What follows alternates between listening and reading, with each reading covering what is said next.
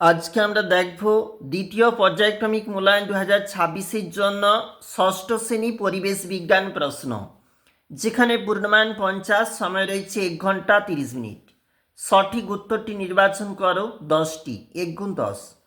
তড়িৎ প্রবাহের একক হলো অ্যাম্পিয়ার। ব্যাসল্ট হলো আগ্নেয় শিলা। সাধারণ তুলাযন্ত্র দ্বারা মাপা হয় বস্তুর ভর। লোহার আকরিকের নাম হিমাটাইট।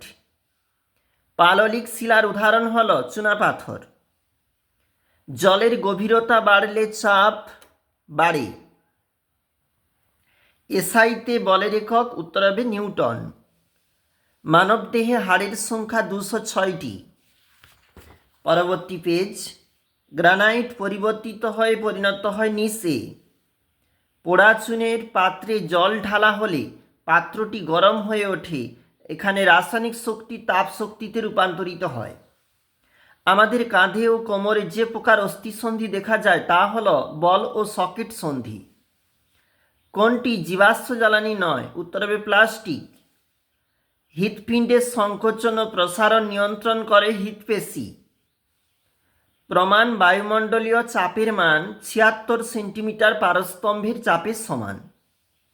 শূন্যস্থান পূরণ করো যে কোনো 4টি। 1 গুণ 4। এলপিজির পুরো নাম কি? Liquefied petroleum gas. পিতল ড্যাশ ও ড্যাশ মিশিয়ে তৈরি হয়। তামা দস্তা মিশিয়ে যেখানে পিতল প্রস্তুত হয়। মানবদেহে হৃৎপিণ্ডে ড্যাশটি প্রকোষ্ঠ আছে? 4টি। উদ্ভিদের বৃদ্ধি পরিমাপ ড্যাশ দিয়ে করা হয়?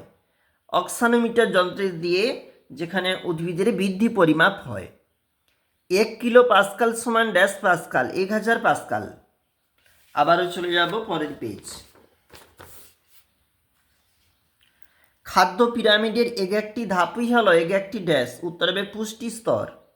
বাম নিলয় থেকে বিশুদ্ধ রক্ত ড্যাশ দিয়ে সারা শরীরে ছড়িয়ে পড়ে? উত্তর হবে মহাধমনী দিয়ে। এক কথায় উত্তর দাও 8টা। 1 গুণ 8।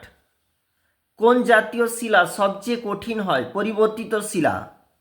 জলের গভীরতা ও চাপের মধ্যে সম্পর্ক কি? গভীরতা বাড়লে চাপ বাড়ে।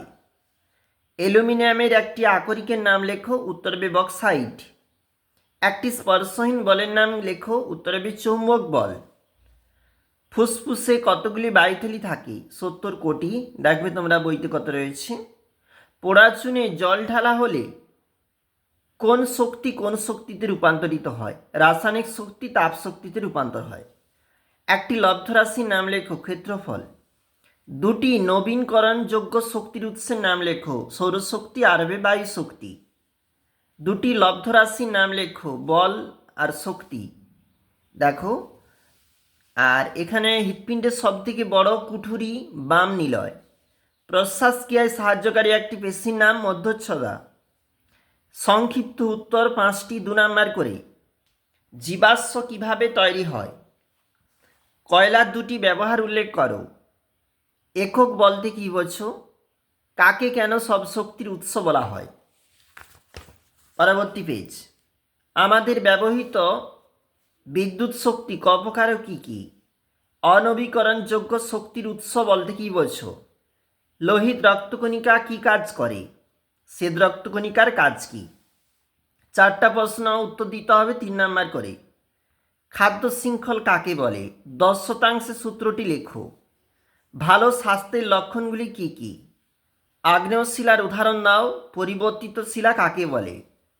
বার্নৌলির নীতিটি লেখো। পর্বতের চূড়ায় শ্বাসকষ্ট হয় কেন?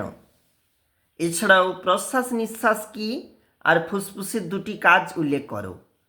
এবং পরবর্তী প্রশ্ন, হৃৎপিণ্ড কিভাবে রক্ত শুদ্ধ করে ও সারা শরীরে পাঠায়? দেখলাম আমরা গুরুত্বপূর্ণ আজকে ষষ্ঠ শ্রেণী বিজ্ঞান প্রশ্ন।